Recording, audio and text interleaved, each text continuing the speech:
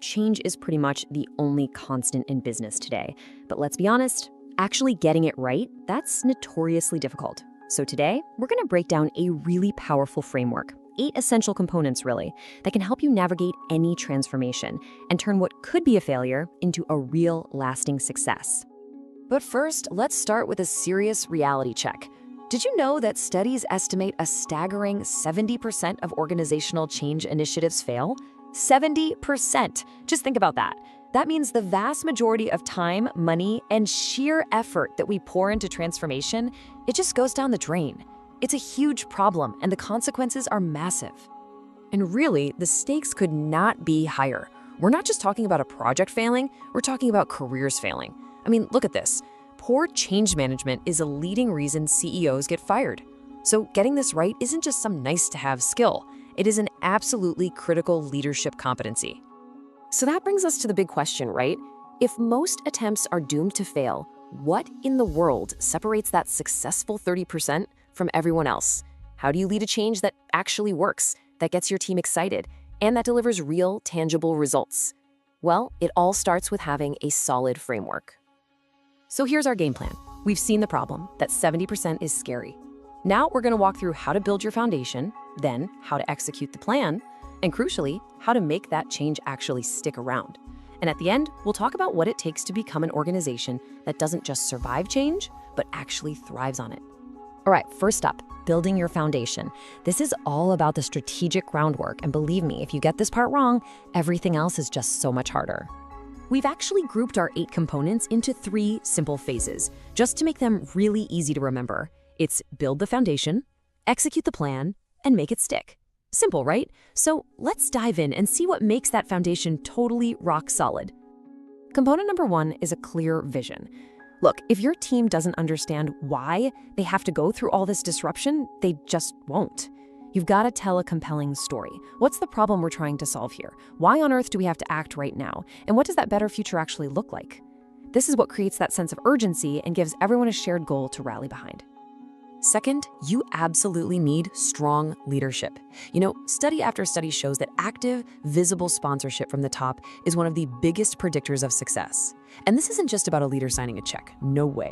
It's about them championing the change, actually modeling the new behaviors themselves, and using their influence to smash through roadblocks for their team. And the third piece of our foundation, stakeholder engagement. This is so critical. The data from Gartner here is crystal clear. Organizations are 24% more likely to succeed when their employees co-own the plan. Think about that. Change can't be something you do to people. It has to be something you do with them. When you involve people early on, you create buy-in, you create ownership, and that is a total game changer. Okay, so our foundation is set. Now we move into phase 2, execution. This is where the rubber meets the road, where strategy turns into action. It's also where a lot of initiatives start to drift off course if you're not careful. Which brings us to our 4th component, a comprehensive and flexible plan. A rigid plan is a fragile plan. It's like a dry twig that'll just snap under pressure. The world is going to throw surprises at you, guaranteed. The key is to build in regular checkpoints, actually listen to feedback from the ground, and be willing to adapt. An agile approach isn't a failure of planning. It's the sign of smart execution. The 5th component is the thread that holds this entire thing together, effective communication. It is truly the lifeblood of change. Honestly, way more change initiatives suffer from too little communication than too much. Without it, rumors and gossip fill the vacuum, anxiety skyrockets, and resistance just naturally starts to build. So, what does good communication really look like in practice? Well, you start early and you keep it going often.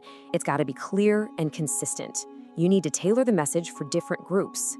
But maybe the most important thing, it has to be a two-way street. You have to open up channels to listen, to really hear people's questions and their concerns. And that leads right to component number 6, empowerment. Here's a simple truth about change.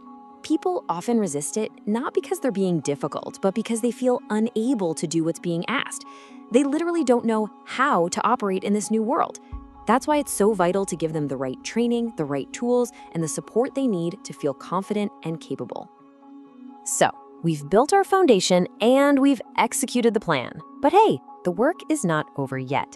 This brings us to our final and, honestly, probably the most overlooked phase: making the change stick. This is how you make sure all that hard work doesn't just evaporate into thin air a few months down the road. Our seventh component is managing resistance. But let's completely reframe this. Resistance isn't a problem to be squashed. It's not a sign of failure. It is a completely normal, predictable human reaction. So the key is to anticipate it, to plan for it, and to manage it with empathy. Acknowledge the concerns, listen to the feedback, and get to the root causes of that anxiety. And that brings us to our eighth and final component: continuous improvement and reinforcement. This is all about locking in your gains. You've got to measure success because, what gets measured gets managed. You have to celebrate those wins, both big and small, to build that psychological momentum. Then you have to literally weave the change into the DNA of the company, into job descriptions, into operating procedures. And finally, managers have to be ready to coach people away from that powerful gravitational pull of the old ways of doing things. So here's the cool part. When you put all 8 of these components together, you do more than just manage one single project successfully. You actually start to build something way more valuable in the long run: a truly change-ready organization. If there's one single message, one core idea to take away from this whole framework, it's this: effective change management puts people at the absolute center of everything. From creating the vision to reinforcing the new habits, every single step is ultimately about people.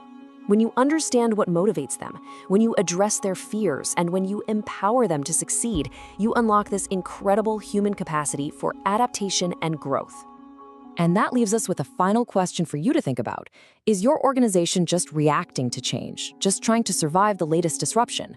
Or are you proactively using principles like these to build a culture and a team that sees change not as a threat to be endured, but as a constant opportunity to get better, to grow, and to win? The answer to that question will define your future.